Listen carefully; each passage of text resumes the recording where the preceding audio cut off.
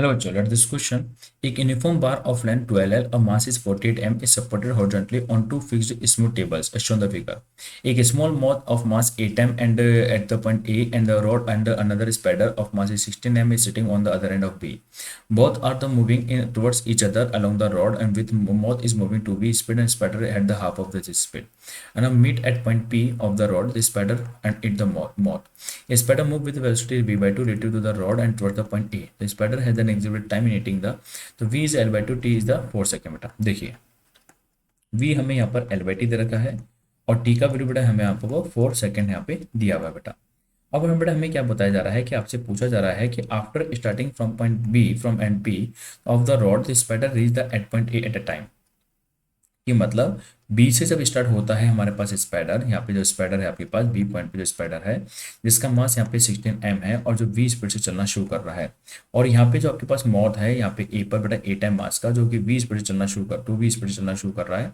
तो जब spider moth को खाने के बाद और ए पॉइंट पे जब पहुंच जाता है बेटा पी पॉइंट हम पहले वो मान लेते हैं कि जहाँ पर ये इसको खा जाता है बेटा, पी पॉइंट वो मान लेते हैं बेटा.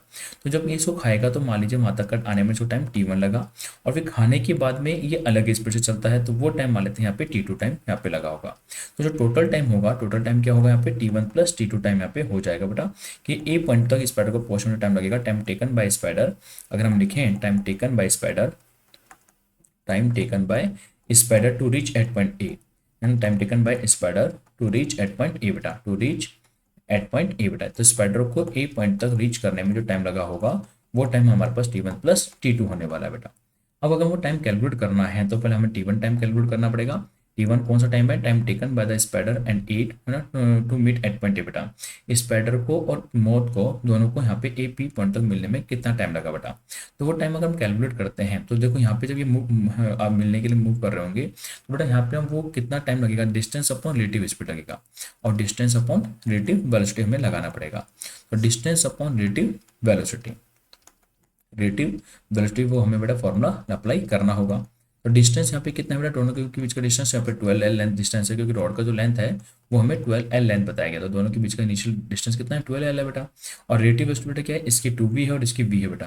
तो एक का वेलोसिटी विद रिस्पेक्ट टू अगर v देखते हो तो दोनों की डायरेक्शन अपोजिट है, डायरेक्शन अपोजिट होती है तो रिलेटिव वेलोसिटी हमेशा ऐड हो जाती है तो 3v हो जाएगी. तो जो टाइम है यहाँ पे कितना हो गया, अगर t1 टाइम देखें तो बेटा कितना हो गया 4L अपॉन v हो जाता है. v का वैल्यू L बाई टी है तो L से L कट जाएगा, 4 इंटू टी हो जाएगा और टी का वैल्यू 4 सेकेंड मतलब 16 सेकेंड इसको टाइम लगेगा बेटा मिलने में बेटा. तो मतलब यहाँ पे पी पॉइंट तक आने में इसको टाइम कितना लग गया, 16 सेकेंड लग जाते हैं बेटा. अब यहाँ पे जब मिल जाता है तो ये कितना डिस्टेंस ऑलरेडी चल चुका है. अगर वो डिस्टेंस हम देखते हैं तो ऑलरेडी कितना डिस्टेंस ट्रेवल कर लिया होगा, और distance travel by spider, distance travel by spider, अगर हम डिस्टेंस ट्रेवल बाय स्पाइडर देखते हैं तो distance travel by spider at point P, at point P तक अगर हम देखते हैं तो डिस्टेंस कितना ट्रेवल कर लिया, स्पीड v थी, टाइम कितना लग गया बेटा यहाँ पे 16 सेकंड लग गया. तो v कितना है L बाई टी है और t कितना है यहाँ पे 16 सेकंड है. तो हम क्या देखते हैं कि t का वैल्यू हम 4 पुट करेंगे, तो हम जैसे ही 4 को पुट करेंगे तो L बाई 4 इंटू 16 मतलब यहाँ पे 4L लेंथ वो ऑलरेडी मूव कर चुका है. तो t1 पॉइंट पी पॉइंट तक पहुंचते पहुंचते स्पाइडर ने 4L लेंथ मूव कर ली और टाइम 16 सेकंड हो चुका है बेटा.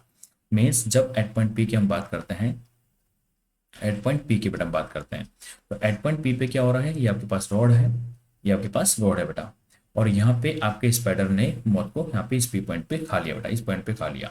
और यहाँ से यहाँ तक जो डिस्टेंस ट्रेवल कर रहा है वो बेटा 4L लेंथ डिस्टेंस ट्रेवल कर रहा है और यहाँ तक आने में जो टाइम लगा है बेटा वो 16 सेकंड का लगा है.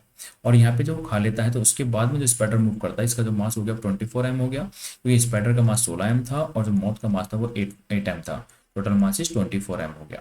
अब यहाँ पे जो स्पाइडर मूव कर रहा है यहाँ पे इसको खाने के बाद में वो रोड के रेस्पेक्ट में जो स्पाइडर का वेलोसिटी है विद रेस्पेक्ट टू रोड बेटा वो हमें ऑलरेडी दे रखा है बेटा, कितनी स्पीड से मूव कर रहा है, v बाई 2 स्पीड से मूव कर रहा है बेटा.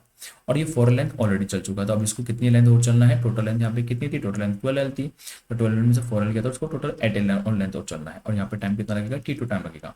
तो t2 टाइम बेटा क्या होगा, वही distance, distance upon relative velocity, relative velocity बेटा. तो डिस्टेंस अपन अगर रिलेटिव वेलोसिटी देखते हैं तो रिलेटिव वेलोसिटी क्या है बेटा, आप केवल स्पाइडर ही चल रहा है तो v बाई 2 ऑलरेडी दे रखी है. तो डिस्टेंस तो 8L है, रिलेटिव वेलोसिटी कितनी है, v बाई 2 है बेटा. तो यहाँ पे कितना हो जाएगा 16L बाई v और v को हमने L बाई टी रख दिया, L से L कट जाएगा तो L से L को हमने काट दिया. 16 और t का वैल्यू 4 सेकंड दे रखा तो 64 सेकंड लगे बेटा. तो मतलब स्पाइडर को ए तक पहुंचने में 64 सेकंड लगे. तो अगर टोटल टाइम की अगर हम बात करें, टोटल टाइम वो हमारे पास t1 प्लस t2 था तो T1 तो लग गया था कितना टाइम बेटा, 16 सेकंड लग गया था। T2 कितना लगा, 64 सेकंड लगे। तो टोटल कितना समय लग गया, 80 सेकंड का समय लग जाता है। और यही हमारे क्वेश्चन का आंसर हो जाएगा कि टोटल टाइम कितना लगेगा, 80 सेकंड लगेगा। मतलब सी ऑप्शन हमारा एकदम करेक्ट हो जाता है। ओके बेटा, थैंक यू।